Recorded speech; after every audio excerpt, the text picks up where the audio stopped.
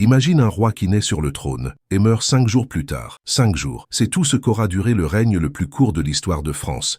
5 jours d'espoir, de peur et de rumeurs. L'histoire du roi Jean Ier, dit le posthume, est celle d'un bébé couronné avant même de respirer, d'un héritier né dans l'ombre du pouvoir et d'une mort qui a bouleversé un royaume entier. Une histoire où plane encore la question, ce roi nouveau-né est-il mort de maladie ou a-t-il été assassiné? Tout commence en 1316. Le roi Louis X de France, surnommé le Hutin, meurt brutalement, sans héritier mâle vivant. Sa jeune épouse, Clémence de Hongrie, est enceinte. Le royaume retient son souffle.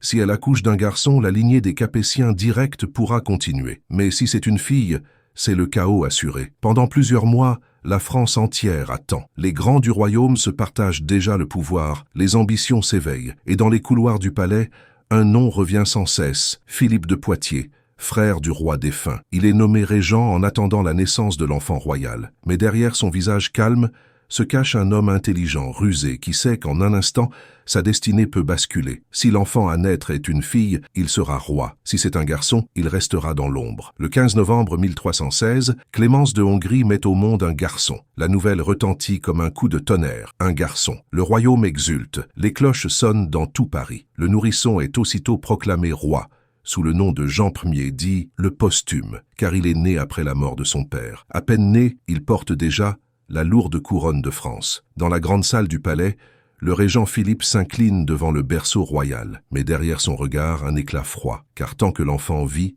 il ne régnera jamais, et cet enfant n'a que 5 jours devant lui. Les premières heures du règne se passent dans le silence du palais. Le nouveau-né, fragile, est entouré des meilleures nourrices et des médecins du royaume. Clémence, affaiblie par l'accouchement, ne quitte pas son enfant des yeux. Autour d'elle, les courtisans murmurent déjà « Le royaume a un roi ». Mais combien de temps tiendra-t-il? L'atmosphère est lourde, tendue. Le peuple prie, mais les rumeurs se propagent. Certains affirment que l'enfant paraît faible. D'autres jurent l'avoir vu vigoureux. Les chroniques médiévales ne s'accordent sur rien. Et pourtant, au 5e jour, tout bascule. Le 20 novembre 1316, le nourrisson cesse de respirer. Le petit roi est mort. En un instant, le rêve s'effondre, le silence tombe sur Paris, Clémence s'effondre, inconsolable. Et déjà, dans les couloirs du Louvre, des messagers se pressent. Philippe de Poitiers fait proclamer la nouvelle. Le roi est mort.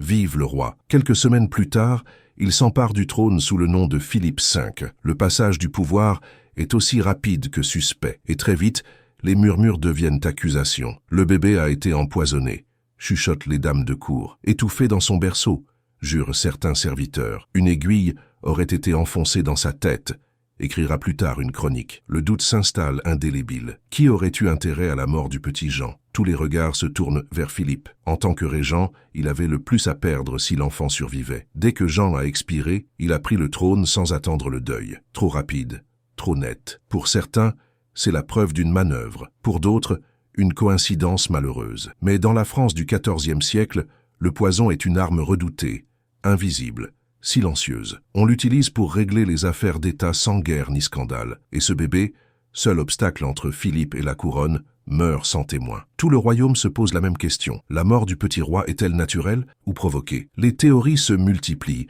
Certains parlent d'une faiblesse congénitale, d'autres d'un empoisonnement discret orchestré par le régent. Une rumeur évoque même Mahaut d'Artois, noble, redoutable et manipulatrice, connue pour ses intrigues et ses poisons. Mais rien ne sera jamais prouvé. Aucune trace, aucun document, aucune autopsie. L'enfant est enterré avec les honneurs dus à un roi et le silence s'abat sur l'affaire. Officiellement, Jean Ier est mort de cause naturelle. Officieusement, tout le monde pense au meurtre. Et Philippe, désormais roi, s'empresse de renforcer son pouvoir, de justifier son couronnement et d'écarter toute contestation. Mais la mort du petit Jean n'est pas qu'un drame familial.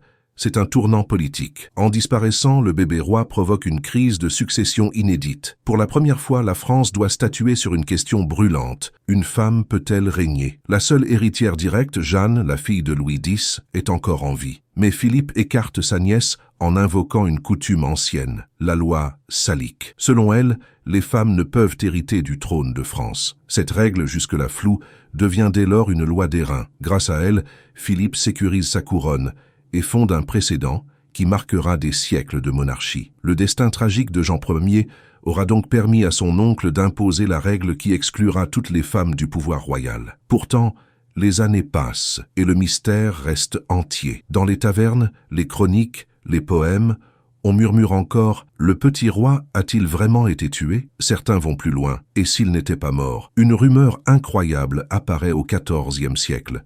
En Italie, un homme nommé Giannino Baglioni prétend être Jean Ier, survivant du meurtre. Selon lui, il aurait été remplacé par un autre enfant et sauvé en secret. Adulte, il tente de faire valoir son droit au trône de France. Il échoue, bien sûr, mais cette imposture renforce le mythe. L'idée qu'un roi assassiné aurait pu survivre, qu'une vérité aurait été cachée. Depuis 7 siècles, les historiens se heurtent au même mur. Aucun indice concret ne prouve le poison, mais tout indique un contexte propice au crime. Philippe, devenu Philippe V, n'a jamais été inquiété. Il régnera quelques années avant de mourir à son tour, sans héritier mâle, provoquant à nouveau une crise dynastique. L'histoire semble se répéter. Clémence de Hongrie, la mère du petit roi, se retire du monde et ne se remarie jamais. Elle meurt en silence, loin de la cour, emportant avec elle le secret de ces 5 jours tragiques. 5 jours d'un règne qui n'en fut pas un. 5 jours pour devenir roi, puis légende. Jean Ier le posthume reste une énigme. Roi de France à la naissance,